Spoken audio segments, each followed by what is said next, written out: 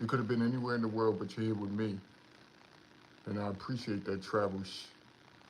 Passports up, everything else down. It's the man, the myth, the legend. My name is Yesh. Salute to all of y'all. Let's talk about change in men. It's happening in the United States of America more than ever, right?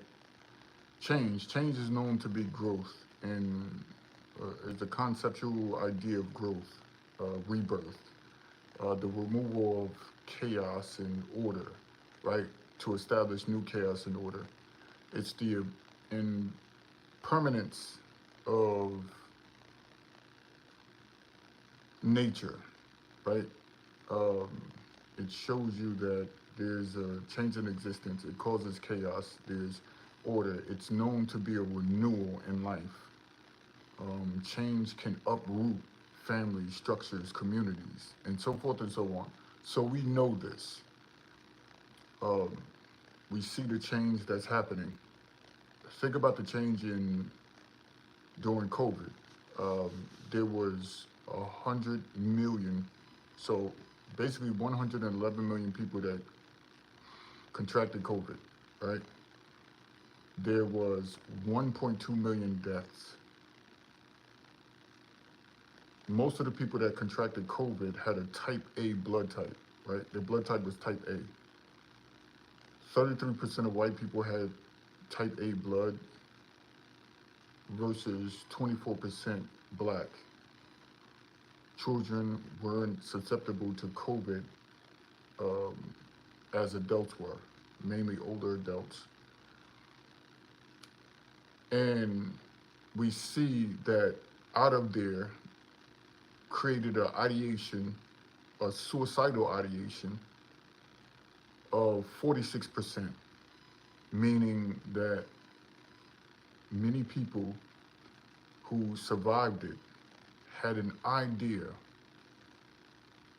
or notion to take their own lives, right? Even to this day, you see the repercussions or the outcome of that happening. Most people are living from a suicidal lens, which means they don't care. They're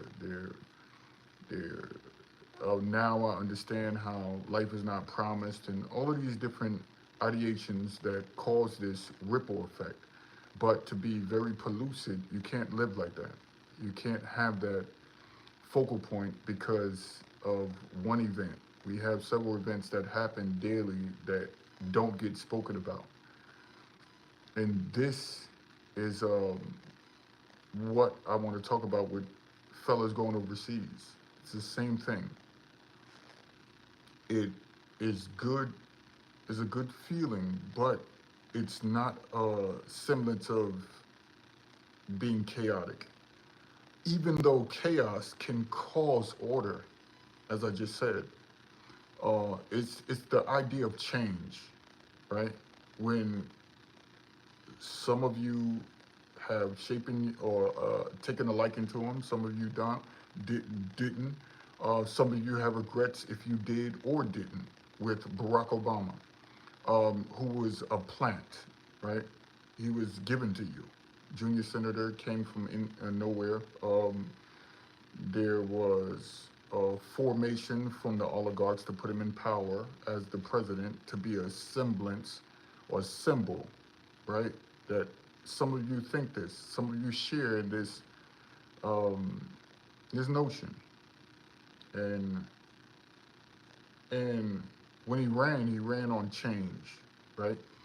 Because he know the ramifications or the implications of or the importance of using that word change. He knew the psychological effects that it would have. What I broke down in permanence. He knew about chaos and order. He knew about cycles and communities. He knew about ripple effects that it would cause. He knew about the idea of growth for new growth. Um, they scientifically put this word in front of you to placate on your natural senses for the word change, right? And what we do in our human psychology to initiate a certain stimuli response to the word change. It happens whether you want to whether you know it or not. It's in its automated process. Anytime you hear the word change, right? Um, you don't understand it, but it's there. And so when the idea of men going overseas hit like never before, I'm told it catapulted the daily conversations, and that's all you heard during the time of COVID, right? And throughout that whole entire happening or occurrence, men stayed steadfast. They continued to go overseas. They continued to make strides. They continued to, because they had something to look forward to, or a future of, they aligned themselves with a future connectivity or connection with traveling, or preparedness for the outcome of the COVID epidemic or happening or situation, or whatever you placate on your terminology for those events. But it's just crazy how, just think about this. And it didn't give men the light to give up. Most men had an avoidance of suicidal thoughts or ideations. Most men had a proclivity to think about their businesses or families during that time. Most men decided to become like entwined in philosophical thinking that shows the intricacies and thinking about the transient nature of things. Um, some got closer to what they were birthed with in spiritual systems or religion. Some guys cause themselves to be more outgoing, and connect to friends, and have a forward thinking, uh, some might say. So we were able to do all of these things during COVID, right? Men didn't get themselves in a rut. They didn't feel as if they're down and out. They went to restaurants. They met in certain towns. They spoke on the phones. They shared media, whether it was negative or positive, whether it was over sexualized or under sexualized. They shared this in groups. They had these conversations amongst family. They were able to get out there and drive Uber and become the society's um, the society's system goers, because they were able to still do deliveries, get people products, and things like that. So very important people at that particular time, and they made more money than they would ever have, than they would have had ever made if it didn't happen, right? Some people left during the week with 5,000, 7,000, um, and upwards. So it made men during that time, as well as women, but it made men upwardly mobile, right? And when you look at all of this and you ascertain all of the information, and you put it as an amalgamation with the strength that men had to make this change, you see why the just the implications that we're just one thing within this box that society tries to paint us as. We're not. They try to paint you as just simplistic thinking, right? This is why I don't adhere to any of this. This is why I don't care about the rage bait, because we everybody's not a monger. The men that choose to go overseas are not mongers. The men that have businesses that want to further their business or expand, right? Or not thinking about solely women. The guys that are abstinent, who really take their spiritual systems or religion seriously, um, they're not thinking about that. They have discipline and control. I know you might not believe it, but it's not for me to appease to your negative thinking. And I told you, negativity it's a complex, right? It defies the simplistic approach or the it defies the simplistic approach or the just having a broad brush, of painting everything as a broad brush, right? There's an intricate tapestry that deals with the perception, the feelings, and the occurrences or the natures of things, right? And in that emerges the intricacy with the innate psychology, right? Or the physiology, feel, physiological, right? Norm or occurrences that happen within that. And it can be human histories that is involved in that, like I broke down yesterday. So we just got to think about this and what this all means. And when you make these connections and say to yourself, I just can't get down on what they're presenting on the internet. And you have these guys where all they do is get on the internet to clown. They get on the internet to seem superior. They get on the internet to downplay what you know, what you've learned, your experiences, everything you've done in life. They really live by this to destroy you, to harm you, to put you in this box because they're mentally in this box. They have no out. There's they've aligned themselves with the simplicity in thought. Um, they don't try to increase their verbiage. Uh, just think about this. When you learn new words, it creates sort of this mental tapestry of ideas. Um, you become more creative when you enhance your thinking, when you read, when you learn new languages. This automatically happens. You increase your thinking, you become more skilled, your common sense levels, which is very imperative to this society now. It flourishes.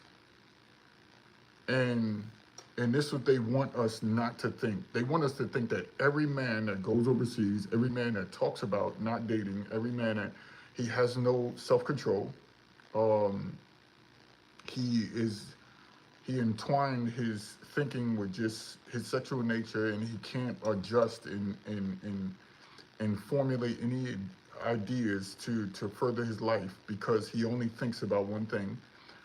They don't think you are economically astute. They think you're stupid. They don't think you have the wherewithal to build friendships. They think all of you are weird and odd. They think because you were raised around a woman, you're more emotional. That's why the first thing I told you, the four tenets that they do to you. They disparage your name. When that doesn't work, they attack you sexually, whether they call you names, say you're sassy, you're a letterhead, which is AKA LGBT and all of that. That's the, whether you're, and then when that doesn't work, they try to attack your resources and economics. It's the same thing they're doing right now when you talk about the state of Israel or what we know as Palestine, right? It's the same thing. Once you talk about that, you go against the agenda, which is eventually going to stop. Look what happened during Vietnam. Look what happened during World War. Everybody that spoke out against those times, just look at those time periods and study history.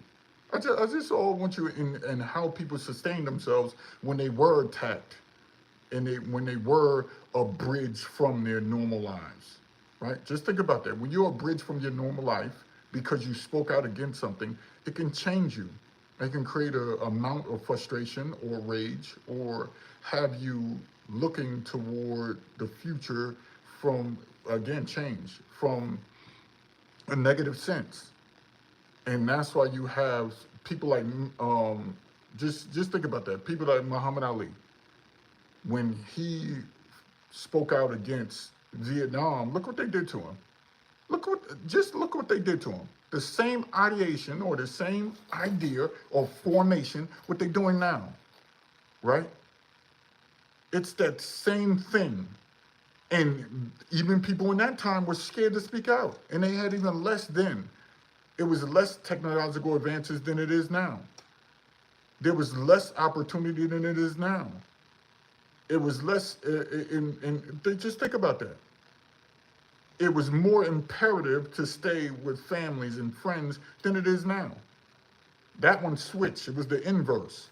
Now everybody wants to be interdependent or just solely uh, dependent on themselves, away from family, friends, in that structure, that familiar structure. But again, look, that time you had to have that. Now people are doing the opposite, but you're going to have to, there's going to have to be a return on that community mindset, that formation of ideas, those friendships, that working together as a group. This is what they wanted. It worked. You guys every day placate to their agenda. It's effortless. I'm talking about it's effortless the way they now everything is automated. It's automated. They don't have to implicate. Only thing they have to do is get either physical with you or stop your money from coming in. Those are the only two things that really are still that, and those are becoming obsolete. Because now people are like, yo, I know I can't live like stars. So I'm gonna do what I have to do. You can keep trying to get me to fashion my way of life toward what people see who have $8 million in the bank, $2 million, 15 mil, 100 mil. I'm not gonna fashion my idea about life, my actions on there, because I'm actually, I told you, comparison is the killer of all men. It's the destroyer of all men. And so just think about this. So with that being said, I know I went on a tirade of information, and I got so much more to talk about. But I appreciate you guys for being in here. Xavier, what's going on? Travel Quadruple 4, what's going on, brother? Appreciate the Cash App. Danny, what's going on? Oh man, y'all hit the like button even on the playback. Just listen to it. I could have went into more. I went sideways at times, but I just appreciate everybody for understanding that I do this. And just to pat myself on my back. Yes, I do that. I don't apologize for being me. At times I'm boastful. Uh, Majority of the time I'm not. Do I talk junk? Yes. That's how I'm from. Jersey and New York area. I'm from Connecticut, all that. That's what we do. Um, so I don't apologize for being me. But I don't apologize for having a certain philosophical stance. My philosophy says that we need to sharpen our at least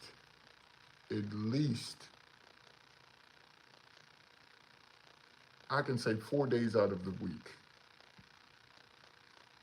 We need to enhance our intellectual side, whether it's with highbrow reading or formulating groups to talk about certain things, whether it's business, wars, and all of that, just to sharpen and learn history, and then rest for 3 days. Let our minds rest. Let it. That's my philosophy. The 4-3 method. So I think for 4 days straight, you should do nothing but browbeat your mind, your thinking, your ideology, and fashion it to articulation, understanding, comprehension, language. Uh, that's what I think. That's what I feel, and I understand that it will help out society a lot. For my 4-3 method. That's my philosophy, the 4-3 method, and I'll get into it one day. Um, talk about it some more. It says, if you weren't you, I wouldn't be watching and listening. Keep doing what you're doing, brother. Salute, Traveler Quadruple 4, man. I appreciate it. Definitely appreciate it. Definitely. Definitely. I rarely go live in my crib. I got so many bugs on my phone. So many bugs landing on my phone. I had the door open earlier. I don't know where them things coming from. I think they're coming from the drain. Oh, God. It got to be. Because these things are everywhere.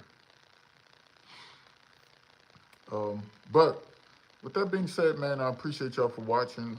Just play this back. Um, I just, man, when I get off of here, I'm finishing another book. I can't wait to present it for you all. The book is going to be very intense. It's going to be very intense. It's going to offend some people, and this is a book for all, not just men. Those days are over where I'm doing books just for men. My science fiction books are not for men. Um, my romance books are definitely not for men. My drama books are for everybody. Especially my Passport Bros drama book, telling a story about how friends went over to Brazil and what happened. Um, that still hasn't sold. I haven't sold not one copy for that book except through Traveler Quadruple 4.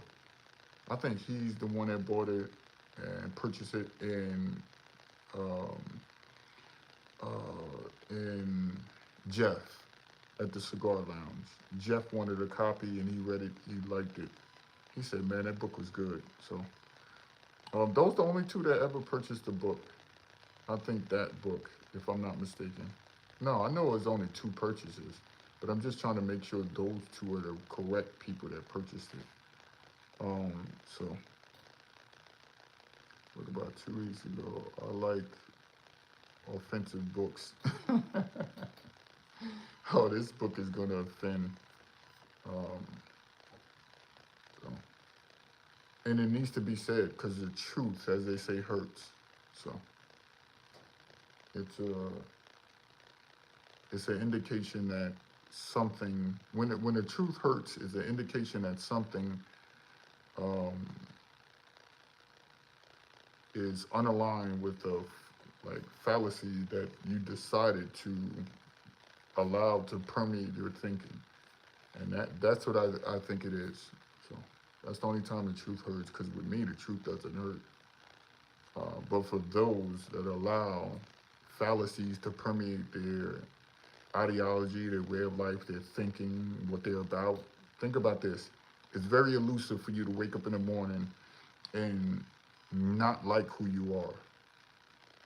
So the only time you really see you is the first 5 minutes before you start putting foundation all on your skin. False eyebrows. I was walking down the street today, and this lady was walking with this guy. And the wind, if anybody know the wind today, the wind was blowing like crazy. It was hot. It was 80 degrees, but the wind was, I'm talking about rippling. This lady had the nerve to say, if this wind pulls my eyelashes off, I'm going to be upset. I was like, did I just hear that the wind, not a person's hand, not a person's finger, the wind is about to remove someone's eyelashes. Young lady's eyelashes is about to come off because of the wind. So that's showing you, even nature don't even like that crap, and it doesn't adjust like the true sense of nature. Right now, we in this civilized society that is heavily has heavily made us um, lazy and comfort. Like there's a sense of conformity, um, but not me. I always put myself through hardships on purpose, not eating for several days and possibly a week. And of course, there's a meditative state that's involved in that that helps me keep my connection with the Most High. Um, but everybody has their own way of doing things. Um, just to the point, like last week or the week before, I didn't eat for 3 days. Um, just going through my meditative states, cleansing the body and trying to make the connection. And then most of the days I don't eat until the late afternoon. So I'll wake up early in the morning and won't eat till the late afternoon. So um, just keep myself lots of water, lots of water. So just keep myself on my toes at times. So just in case when you don't have it, like right now I'm eating bologna and bologna sandwiches because I can't afford any food. So I'm just joking, but y'all get what I'm saying. And I don't eat bologna. Bologna has pork products in it. So and they say beef bologna. Well, the skin that comes off that's on that could be possibly be from I don't know. But the other day it was so crazy. I had a vegan burger. Um, I, this is why I keep myself aware of what I'm eating, right? Because it like we got to be careful about what we listen to others because those burgers are not necessarily more healthy. Like the scale of health or the disparity between real meat and that is just astronomical. It's separate separated. They're separated from each other astronomically. No, that's not it, right? It's just a little bit slightly healthier than eating um, beef. So I understand that. Travel quadruple four. He said, "Get yourself a steak." Yo, did you just do that, man? Oh man, appreciate the cash app, brother. Appreciate it. And I'm leaving this video up.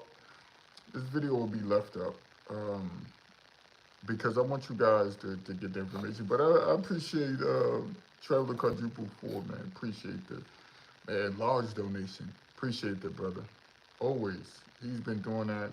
I told you there's a few of them. MG Virgie, Rollout Dow, Mark B, and most definitely, who's been going even stronger while everybody fall off a little something, is Traveler Quadruple Four, man. Appreciate that, brother.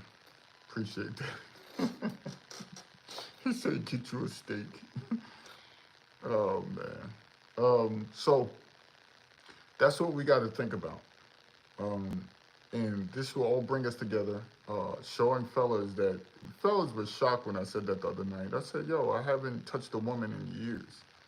And I can honestly say that I haven't touched a woman in years. That's the good part about it, man. And to really live by that and say, yo, he disciplined, even going overseas. Y'all see, when I went to Costa Rica, I didn't touch a woman at all. I didn't want them to be around me or anything like that. I just wanted to go out there, relax, have a wonderful time. So that's my goal, to enjoy the nature, the overall travel. You don't have to believe me. That's not for that. I don't care if you don't believe me. You're not the Most High. You're nobody I have to answer to.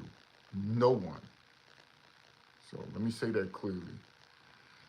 Um, but I'm telling fellas about discipline. When you talk about purity and a guy that really is just fervent and adamant about what I do, that's me. Those days are over. Those days are over where, man, men, we lead men. We lead men. Um, why do you like the Broncos? I've been a Broncos fan since I was a kid. I've been a Broncos fan since I was a kid, man. Broncos have always been my team. Elway. and that list goes on. So, but I appreciate it. I appreciate you all for watching. Hopefully my book sales can rise again. It's been a slow creep to my book sales. I'm talking about is man, and I got some good books out there, but it's been even when I put them on videos, no one purchases them.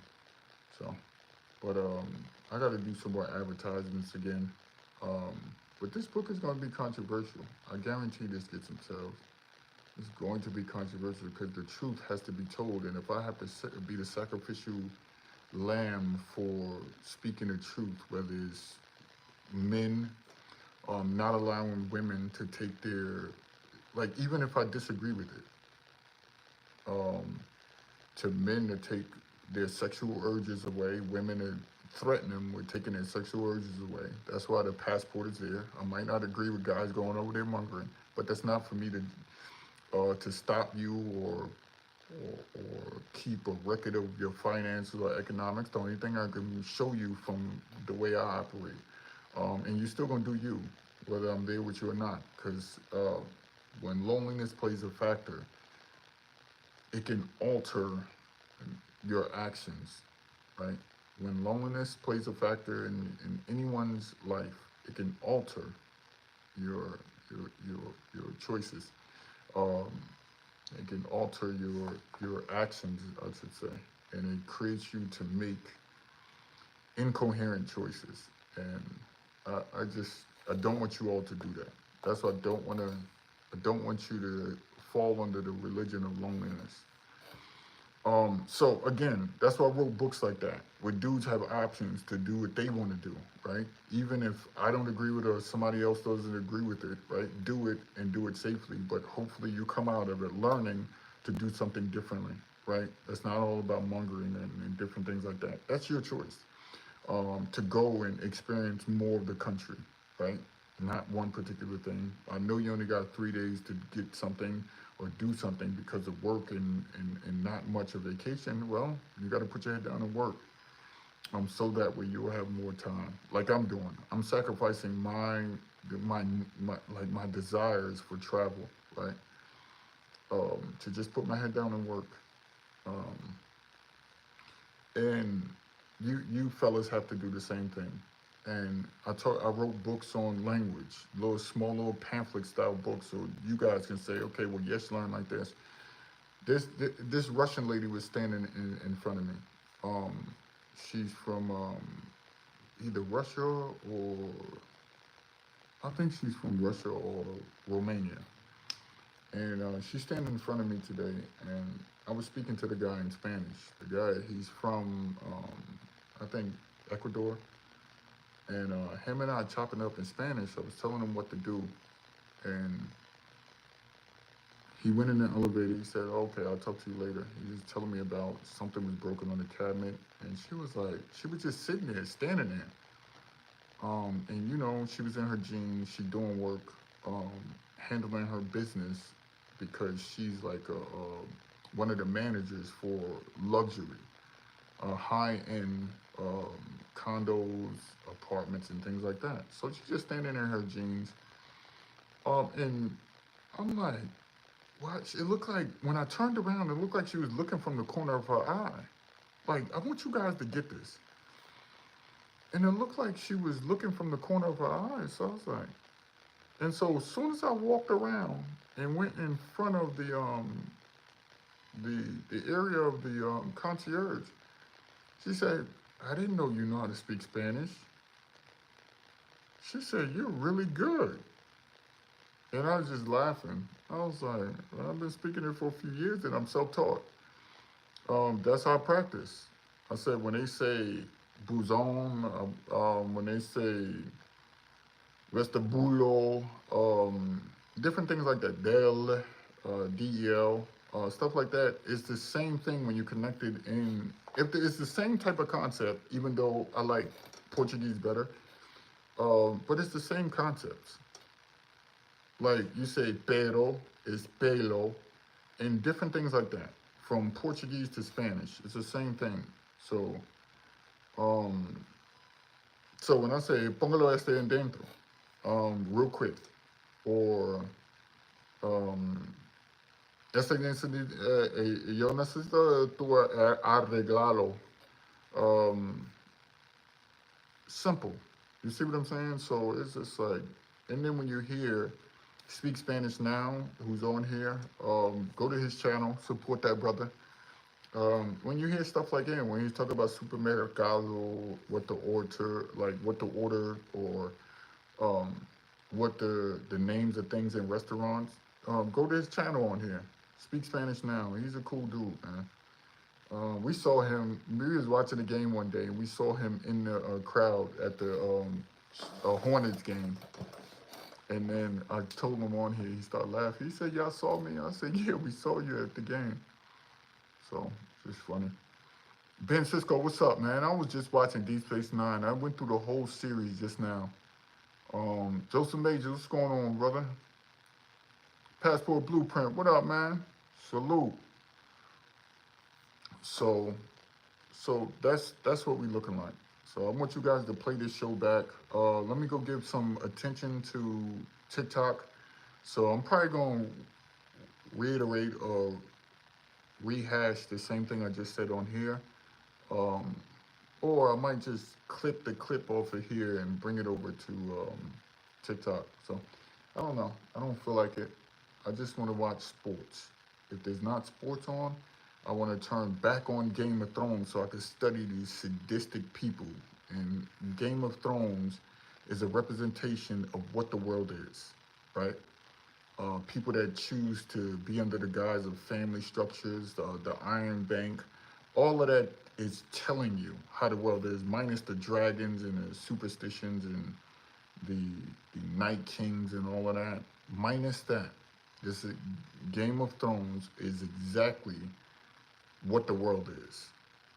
In that world full of terror, horrors, deceit, anger, frustration, rage, death, uh, assumptions, hate, vengeance, recoil, and all of these different things.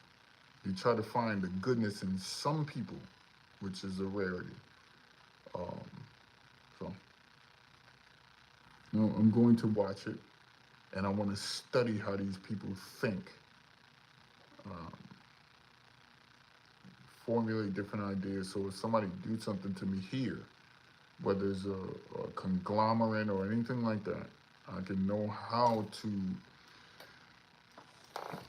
construct my actions or choices from there.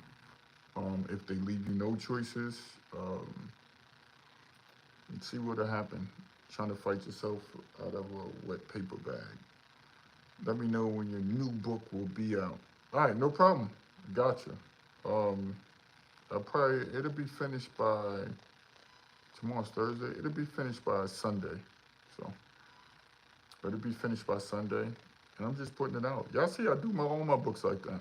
I did even before there was AI. I do all my books like that.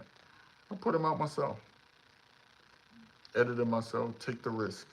If you find any imperfections in there, I can make corrections later. I'll make them. If you find out the sentence structure is off at times, just know I'll correct it. And I've done that. I've done that with a lot of my books, made corrections. Went back and said, okay, now let me re-upload it. So you get a better outcome, or you get a better story, or you can formulate and the ideas better after you reread it. So I appreciate that. But just salute, salute, salute. Especially if y'all in history, you don't mind, um, you, especially if you don't mind readings about other people's history and why people are the way they are now. That's this type of book. When you learn the history and you understand why somebody is through, whether it's somebody else's studies, and you give references to other studies because they don't look at you, even though you could be the most brilliant person on earth, But if you don't have a piece of paper, and notice how them piece of papers are becoming obsolete. Like the more women lose their jobs, let's just, isn't this going to be crazy? The more that women lose their jobs, the less important school is going to be. The more there are no jobs, the less important university is. And that's why they don't mind trying to destroy these universities or colleges right now as we speak because of the Palestine talk. They don't mind because they like, in the future, we're not going to need these. Just think about what they're doing now. You guys think, oh, they just attack it. They're looking at certain colleges or universities, and they're saying, well, this side of that university we don't need, but that other side we're going to need. That tech side, we're going to need that, but this side, no, we don't really need this. Oh, this tech school is more important than that university in the future. So all they're doing is going to try to diminish these universities, and they're going to use anything they can to do it. And then they're going to blame it and say, well, we did that years ago because of this. It wasn't because that these degrees are not worth anything anymore. That's what they do. And see, you guys don't see it now. You be like, oh, yes, be tripping. This one dude said, yo, every time you say something, it takes me weeks to really think about what you said, or stuff start revealing. And I'm like, damn, he was right. When he said that in front of people, now mind you, every time I begin to talk about something, he fight against me. He's always a contrarian. Every time I put something out, he always contrary to what I'm saying. Every time I'm in front of someone, oh yeah, I don't believe that. Again, it's what all people do to me. So I'm used to people doing that. Every time I say something, or when I begin to speak, they want me to shut up. Because I'm going to make a point that's going to crush whatever they're saying. So they try to keep me as quiet and fashion me to silence. And I just sit there and I just wait my turn. And if there is no turn, just listen intently. And then if we'll revisit, especially the type of environments that I'm in, we'll revisit this conversation at a later date. But when we do, I'm going to have even more information from hearing your argument than I did when I tried to get a word in edgewise. And that's what you do. You understand people's argument. You don't try to force yourselves on people. No. Let it naturally come out. And then now, when you didn't want me to speak 3 months ago, 4 months ago, 5 months ago, now I got even more information because I looked up your argument and see if I can go for or against. So that's what you, listen, a lot of these philosophical thinkers, the philosophical thinkers and their philosophies, it's just the way it is. It's just the way it is, and you listen to them and you hear how they speak, and you understand arguments and you understand logic and reasoning, and it'll open your I'm telling you, it'll open the vastness of your mind, and you'll become an omnidirectional thinker instantly. If you just stop, like, you know what I've noticed? Everybody that harp on, like, just one form of thinking, they don't last in this current society because it's so many different arguments that were presented in everything, whether it's about race, whether it's about schooling, whether it's about wars. There's so much information that has come out, different ideologies, different points, and that make great arguments. And if you stick to one thing, right, when you're making a broad argument. Now, if you went into a religious form, even the people that taught the scriptures or the Torah or the Bhagavad Gita, Zoroastrian, all of these different ways of thinking, ideologies, and religions, right? You can't teach the same thing you taught back in 1970 now, because so many artifacts, different artifacts have come out, right? Different discoveries on errors in others' writings. There's so much that's out there that you can't placate your thinking on old ideology. You look at it, you take it for what it's worth, and then you got to build upon it and say, okay, I see why they was thinking this in the 60s and 70s, but we're past that. New discoveries have been made to even help out with anything you believe, follow, or any philosophical thought you fashion yourself to. It's just the way it is. Brother Zeke, what up? So, but, all right. I'll see y'all later.